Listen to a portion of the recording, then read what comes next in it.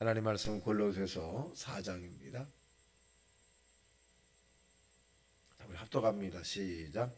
상전들아 의와 공평을 종들에게 베풀지니 너희에게도 하늘의 상전이 계심을 알지어다.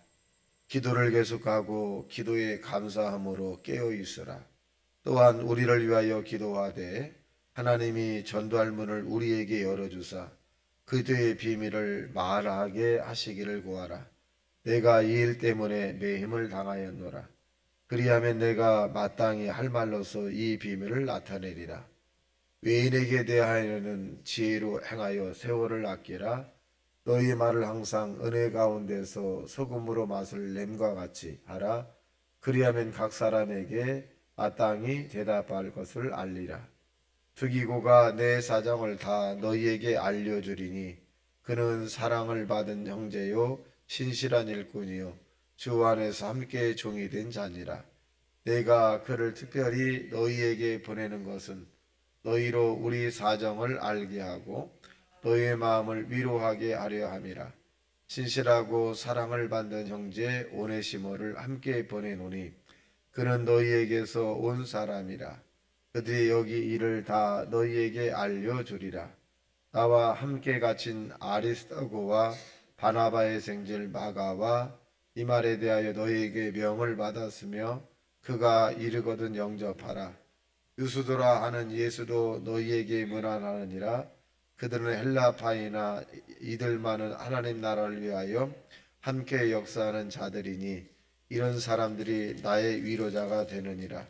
그리스도 예수의 종인 너희에게서 온 에바브로가 너희에게 문안하느니라. 그가 항상 너희를 위하여 애써 기도하여 너희로 하나님의 모든 뜻 가운데서 완전하고 확신 있게 서기를 구하나니 그가 너희의 라오디아에 있는 자들과 히아볼라에 있는 자들을 위하여 많이 수고하는 것을 내가 증언하노라. 사랑을 받은 의사 누가와 또 데마가 너희에게 문안하니라.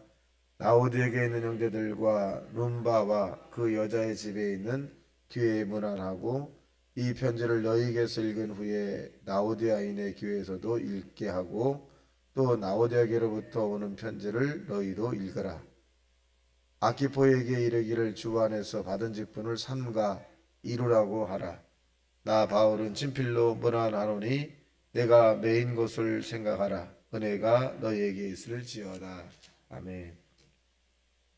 오늘 4장의 내용은 이 바울이 골로새 교인들에게 이제 권면하는 장면입니다.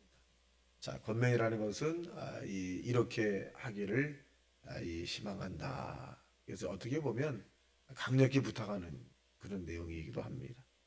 1절에 보면 시작. 상전들아 의와 공평을 종들에게 베풀지니 너희에게도 하늘의 상전이 계심을 알지어다. 그러니까 우리가 이 앞에 있는 내용을 우리가 3장에 보면 이런 경계에 대한 부분을 말씀해 주고 있어요. 자기 할 일과 또 다시 말씀을 드리면 종이 할 일과 상전의 할 일, 아내가 할 일, 남편의 할 일, 이렇게 자기 역할에 있는 부분이 있습니다. 자녀가 할 일, 부모가 할 일, 이렇게 있는데 스스로가 서로가 경계선을 넘어가지 마라.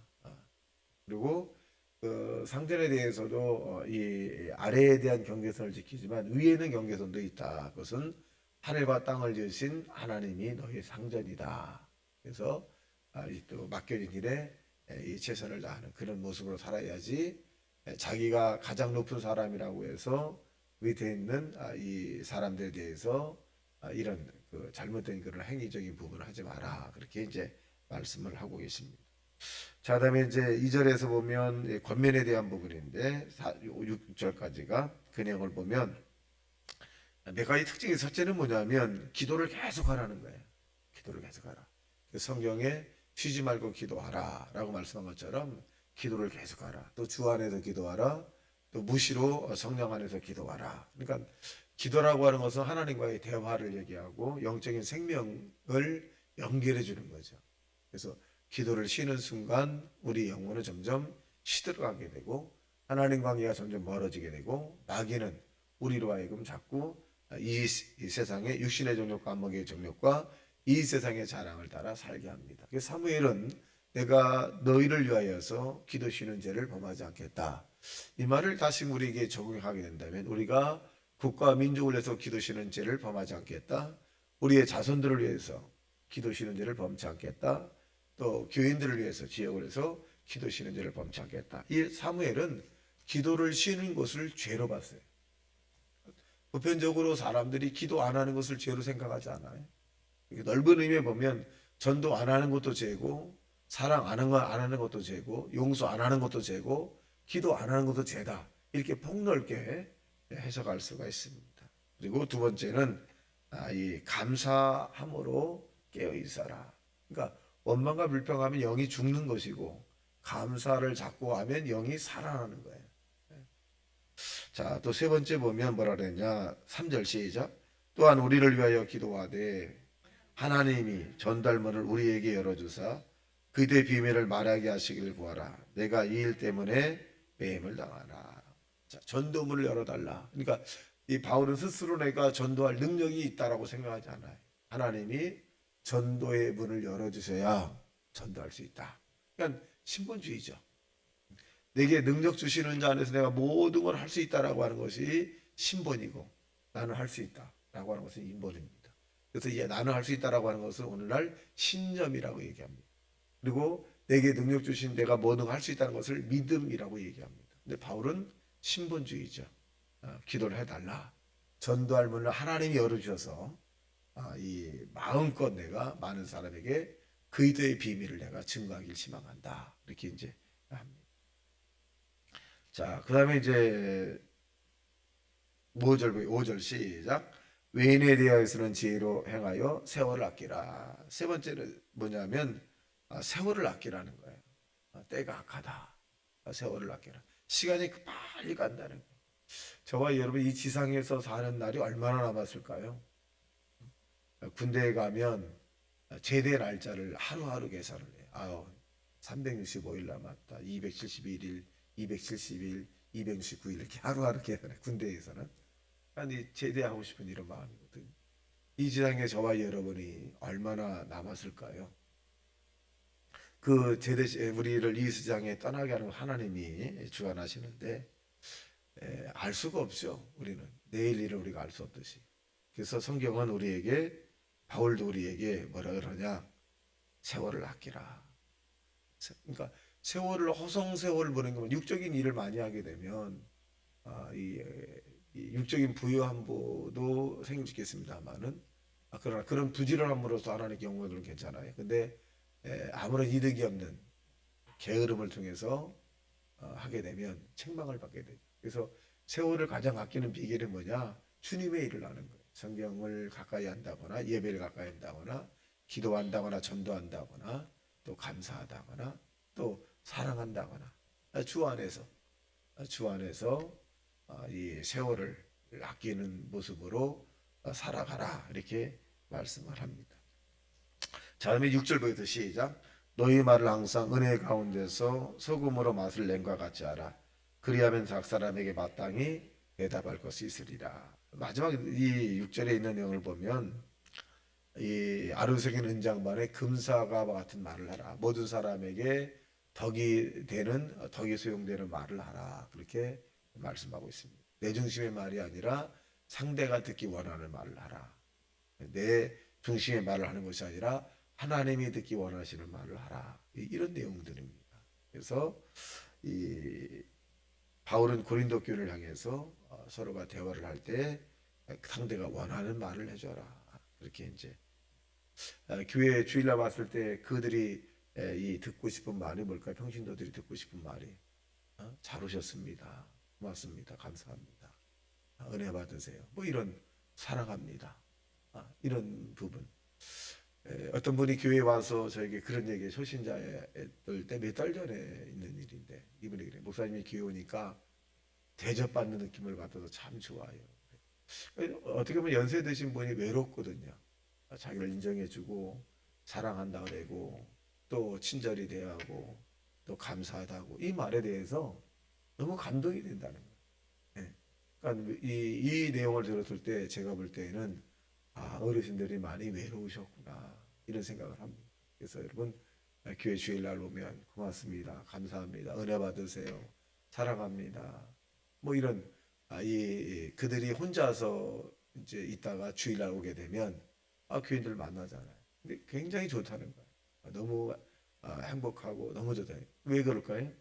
이 고맙습니다. 감사합니다. 자기 인정해주고 존중해주기 때문에 그렇습니다. 그래서 의외로 나이 드신 분들이 주변에 혼자 오시는 분들이 외로우시구나 이런 생각을 해봤습니다.